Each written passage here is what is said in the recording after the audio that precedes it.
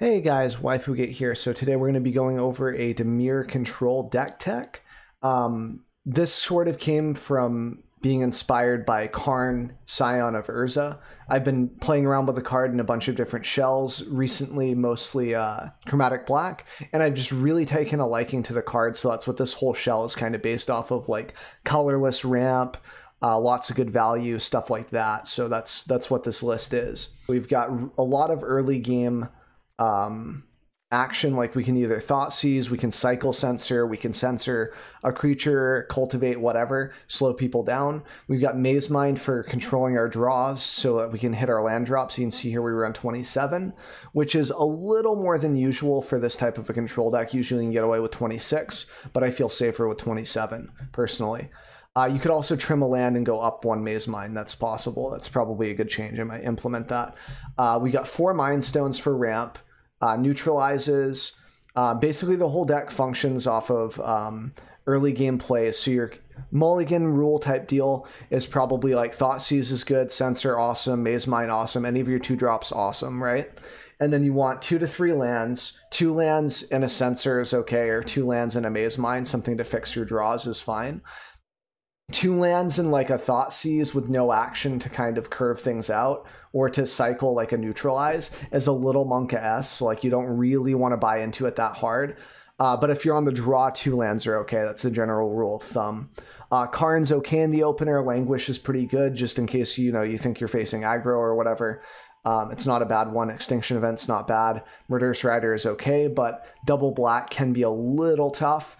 I punched this into MTG on curve, and from what I remember, before I changed lands, it was fine, so it should be good. But that's sort of how it goes, is just early game, have some plays, and then you just crank out value with Karn. This Karn we can use to grab our sideboard stuff, like Aether Spellbomb versus Auras. Don't want to dig too much into this, but you got some... This can win you the game, basically. -2, grab this, slam it down for 7, 5 if you have an Ugin out.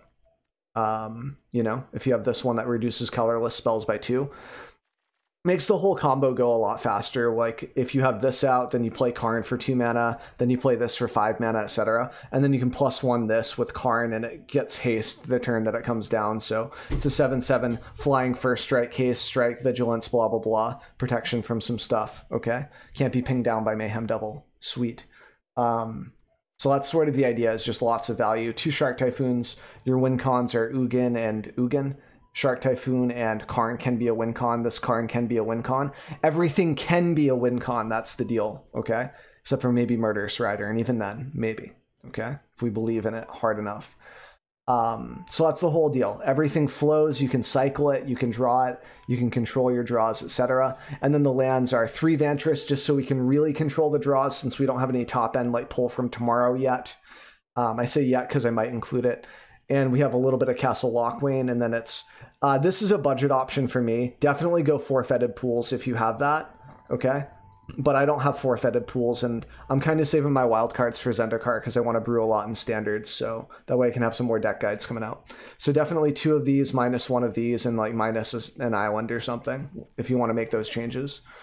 And then we've got... So that's pretty much how the deck functions. That's good. Good matchups, bad matchups. I would say bad matchups, probably Goblins. Like if you're seeing a lot of Goblins in best of 3, because this is a best of 3 deck despite being a Karn the Great Creator deck, it's going to be a little tough. Cry of Carnarium helps, but we don't have a lot of action. If you really want to slim down on that matchup, probably end up going more toward like Disfigures, like easy answers for Prospector, the mana generator for that. And things like that, like just quicker answers to aggro, basically, is what you want for the most part. The Grafdigger's Cage can be kind of okay to shut down Muxus, but they usually bring in Abrades, and Leyline doesn't really help against them. So it's like Goblins are rough, but sometimes you can still win with a good Thought Seize and a little bit of life gain from Tome and some control. Like if you can Karn for the Grafdiggers and they don't see Abrade, or you can counter the Abrade, you're good to go. Other matchups. Ramp, Simic Ramp is hard, and I actually tweaked the sideboard a little bit. We'll go over that later. But Bant Ramp and Simic Ramp, both of those are a little rough. I would say if we're struggling against those, finding room for some number of Narsets could be good. It might be that we drop some one-ofs, not some one-ofs, but like maybe drop one neutralize, maybe drop like something else. Like I'm not sure, maybe an extinction event or the languish. I'm not sure what we could do, but basically make room for like 2 Narsets. Maybe drop the sensors altogether, go Maze Mine, 2 Narsets or something. Like it'll hurt the early game a little bit, which is what I like about the deck. But you know, work in Narset if you're struggling against Crassus and such.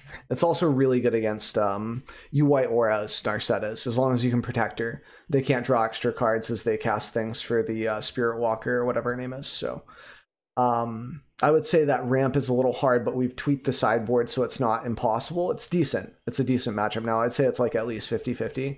Goblin's probably like 45% chance that we win against that, if I had to just throw out a number.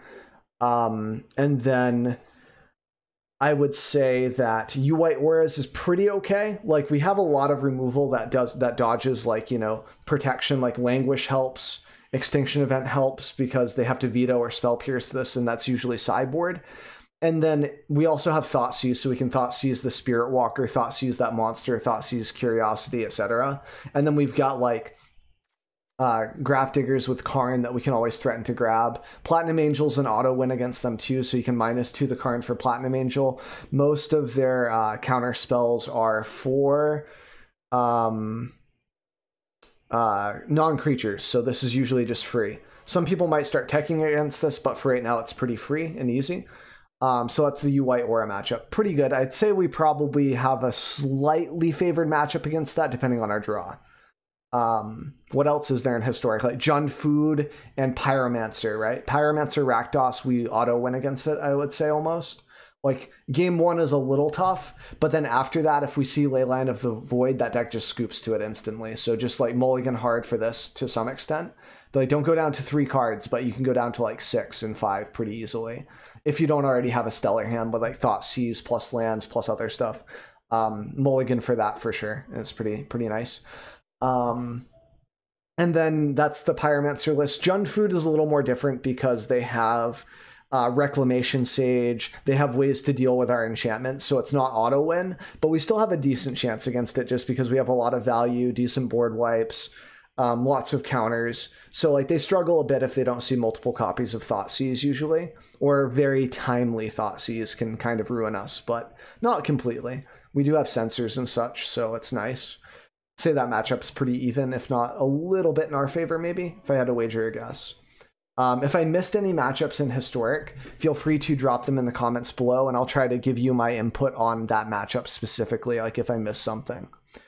And then the sideboard. So we're going to get into the sideboard here.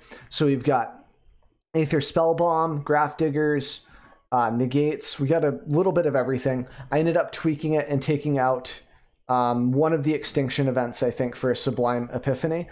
And this is almost strictly for Ulamog, because we kind of lose to that card unless we Thoughtseize it a bunch of times. And sometimes the opponent likes to run, you know, like Tameo to -3 the Ulamog, etc., or to +1 into it, etc. So it's just good to have the Sublime Epiphany because this thing can counter the Ulamog spell itself, right? It can counter the triggered ability of exiling 2 things on the stack, right? It could return a non-land permanent to its owner's hand, so like maybe a Tameo or something else, so you can counter it later or whatever. Basically, you can just return something. You can also return one of your own things, like a Maze Mine that's about to exile and you don't need the life or whatever. Like there's lots of options for the target non-land permanent. You could return a Murderous Rider and then blow up one of their other creatures or something, you know? Create a token that's a copy of target creature you control. This is good for Karn tokens, Karn Scion, which is the -2. This is why he can win you the game. It also pairs well with the Maze Mines and the Mind Stones and stuff like that to make bigger dudes.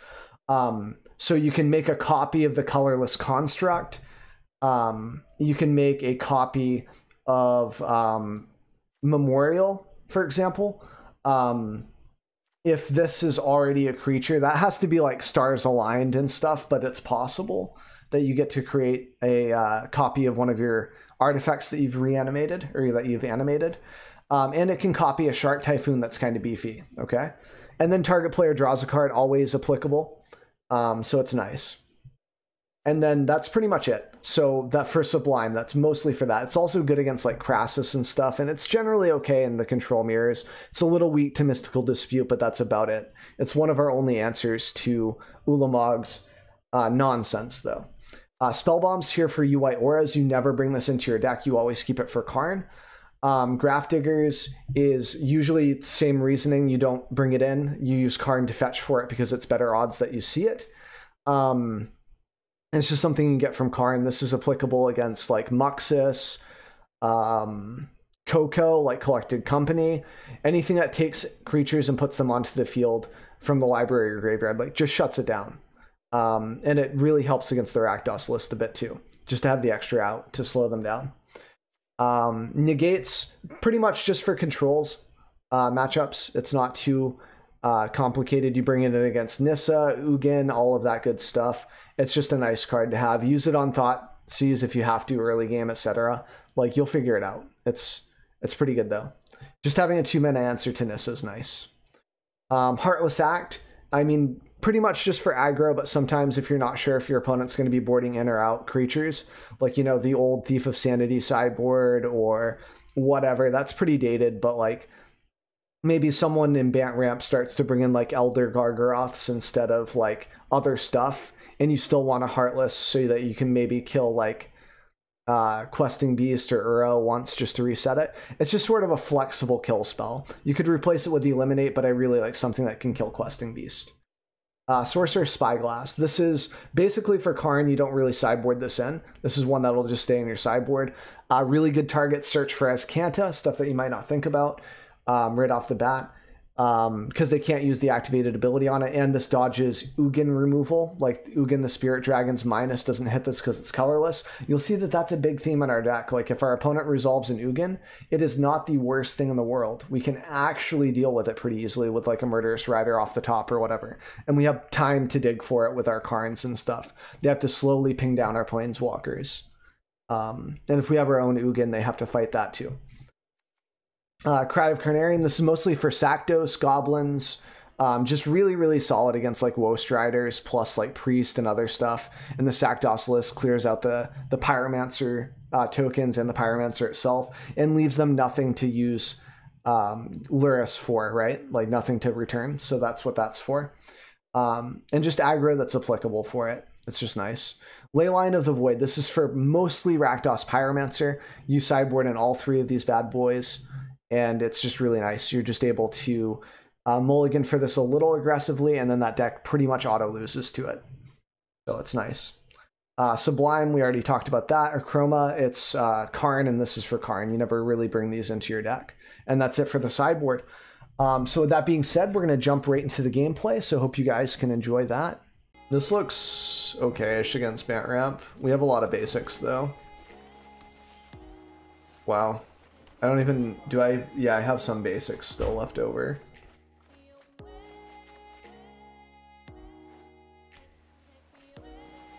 Oh, I thought you were building Bant usual.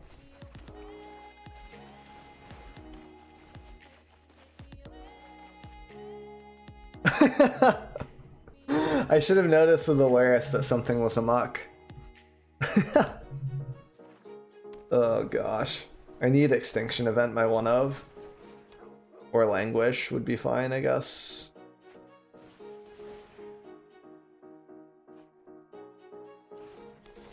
No, Languish isn't going to do it anymore. Well, if I don't rip the Extinction Event in a turn or two, I'm just dead. This card's insane.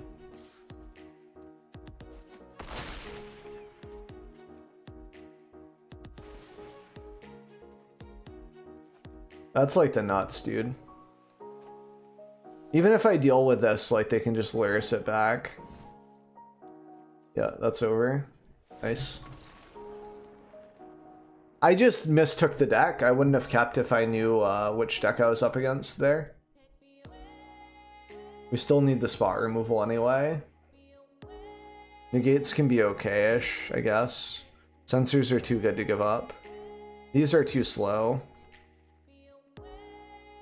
Even though we kind of need them.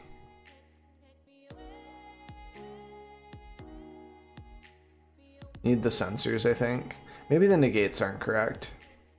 And neutralize is probably okay, but we can trim it.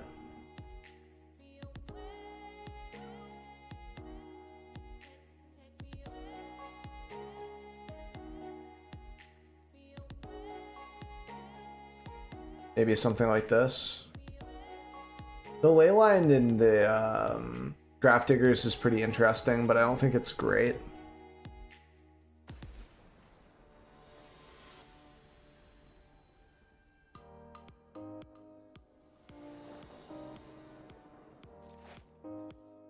This looks okay, let's say.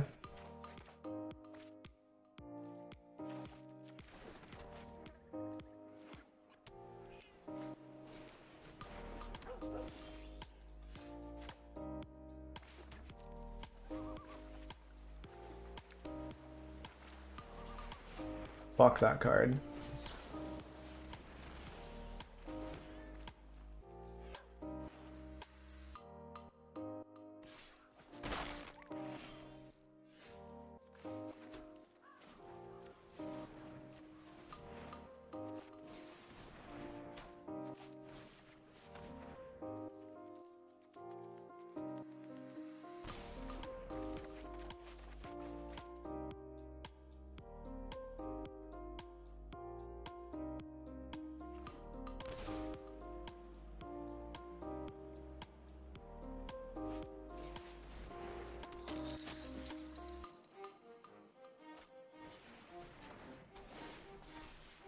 Yep, this is fine.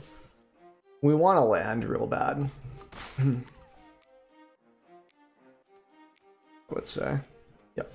Just so we can keep hitting those land drops.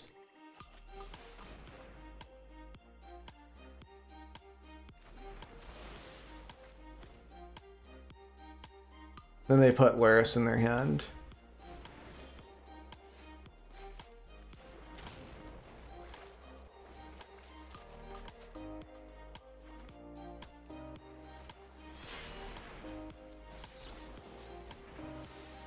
Good game.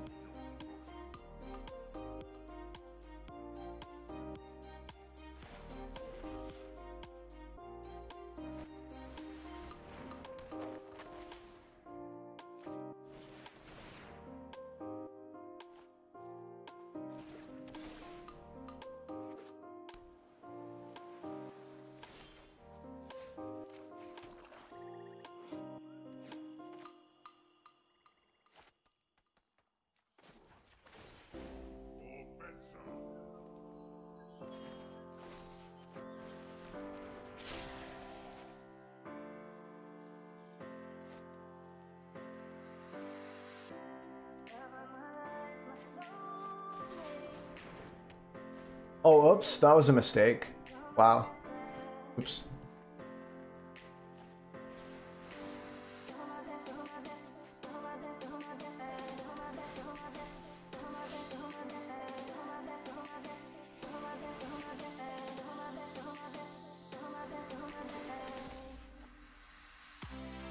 So now I need another Karn for that memorial to be good.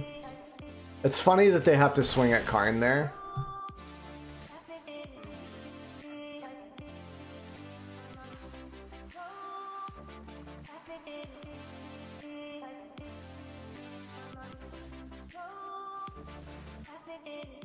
I don't think any of those can be played from the graveyard at least, so that's nice. Can we 1v1? Decno? Okay, yeah, sure, Greyhound. You got it, man. Yeah, Platinum Angel is also way safer. I agree.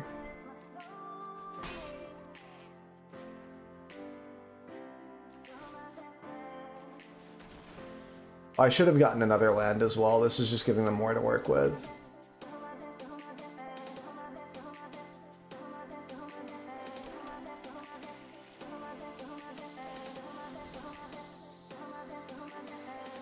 Nice. We might have a veto by now.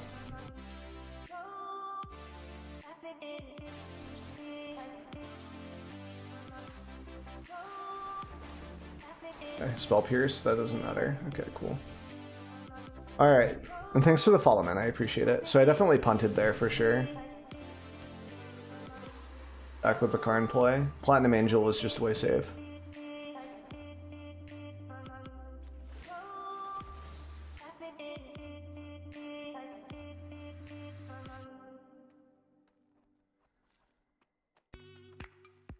Need like a Karn, Ugin, anything really. Anything with gas. Be nice. Karn's good. Nice. It's the wrong Karn, but that's fine. It will still do. Spell Pierce probably, just to show it. No.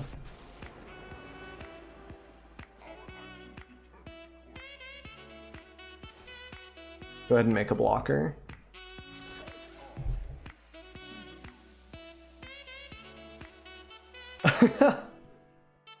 Dude, this thing. The Karn struck, dude. The 3/3 with so much text. It's actually awesome. It does have haste, but I want to be able to block for Karn. In case they have some enchantments or whatever.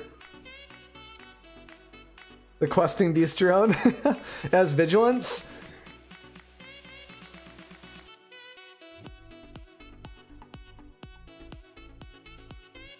Well, shit.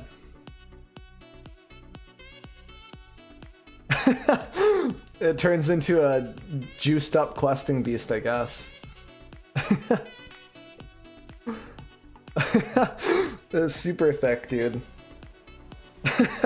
I like how Whelmy just shows up to point out when I misread something. Every time. Without fail. It's awesome. We'll keep this. This is like kind of mediocre, but it's fine. Yeah, it work most of the time, that's fair. Twill's in here once in a while now, but usually only if I play Mahjong. I can get Twill to intubate Twill into here with some Mahjong, some Tile Gun. They might Spell Pierce this. No? They're probably just playing around Censor, what they were doing. Or they just don't have creatures. Also possible, but unlikely. I'll hold up a Neutralize here. Play this next.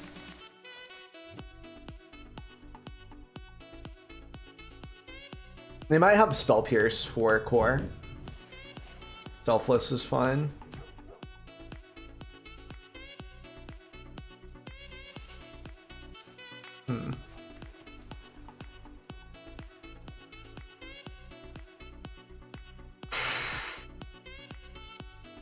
It's a little risky.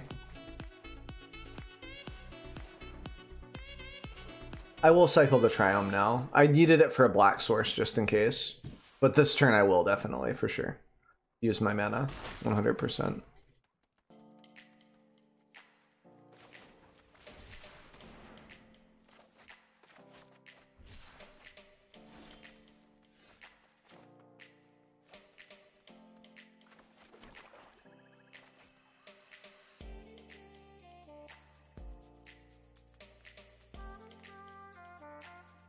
They could have a veto, and if I drop a 4-pog, it doesn't really do much.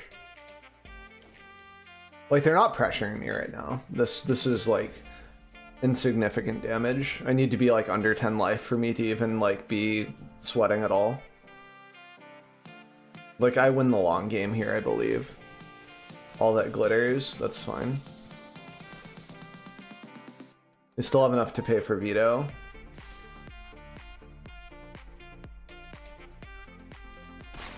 Now it's getting a little dicey in regards to damage I'm taking.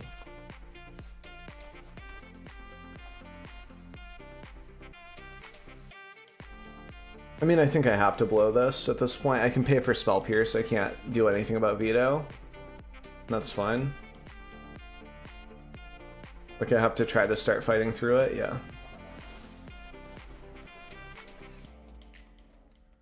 It's like they're not drawing cards yet. They do have 4 in their hand, though. So if they go another All That Glitters, it hurts a lot.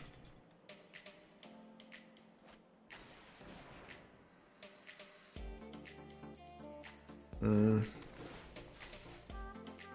lot of damage, man.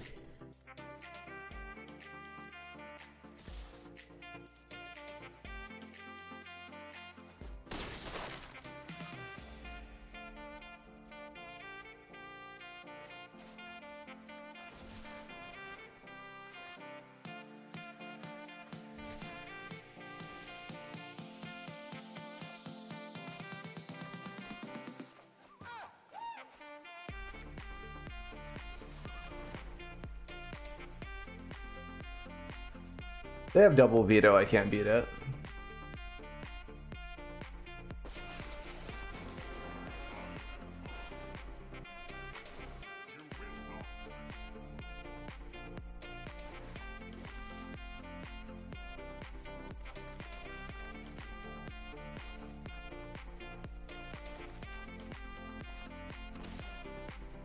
They're playing around censor there by shocking that in.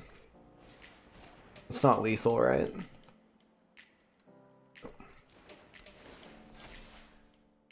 7-8. It's tricky, it's almost lethal.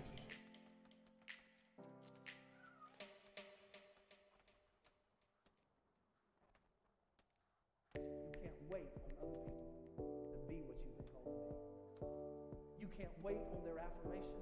You can't wait on their approval. You can't wait on their support. Sometimes you just gotta run and look behind you and say, everybody who wants to run, run, but I can't stop running because you're not running with me. Listen, you can't stop chasing your dream. Am I sweating? A little bit. You can't stop believing in yourself just because somebody in your life won't believe in you. You can't stop chasing the dreams of your life just because when you know when you do it, you're gonna have I should play this right now, dude. Yeah.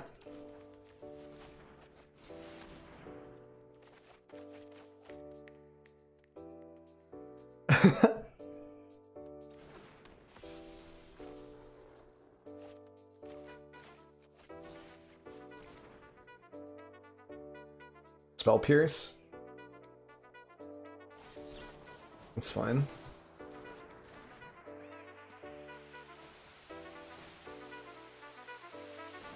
Stand down.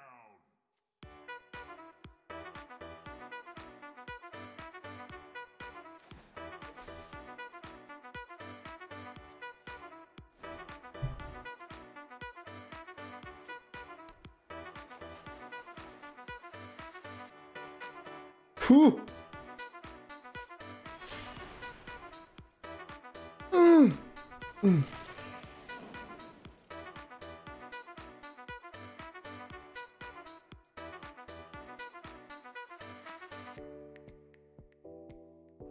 What up, Strider? How you doing, man?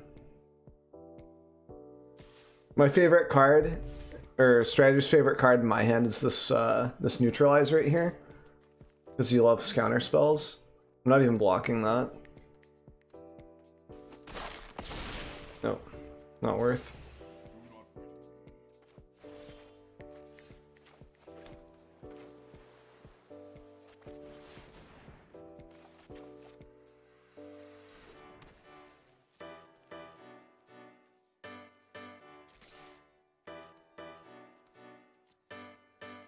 We just wait for them to duck out. Yeah, this is Strider Stone's favorite, man, right here. He runs these all the time. Yep.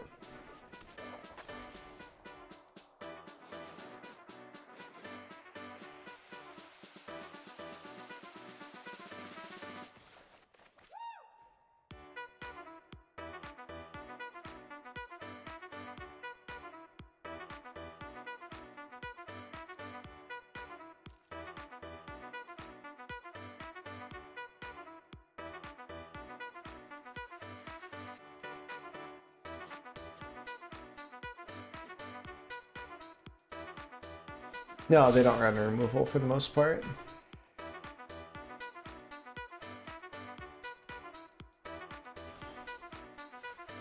We have to untap here. It's too dangerous to do anything else, really.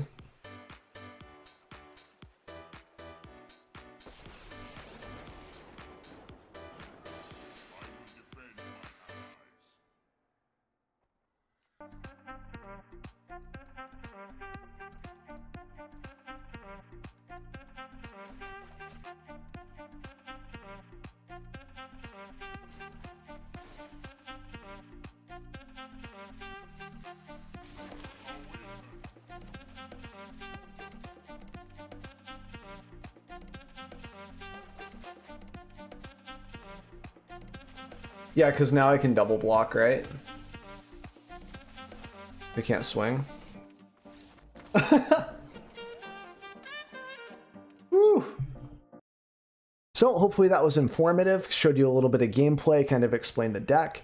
If you guys have any questions that I didn't cover, feel free to drop them in the comments below, and I'll try to get to those as soon as I can. Really appreciate the input, and I will catch you guys for the next video.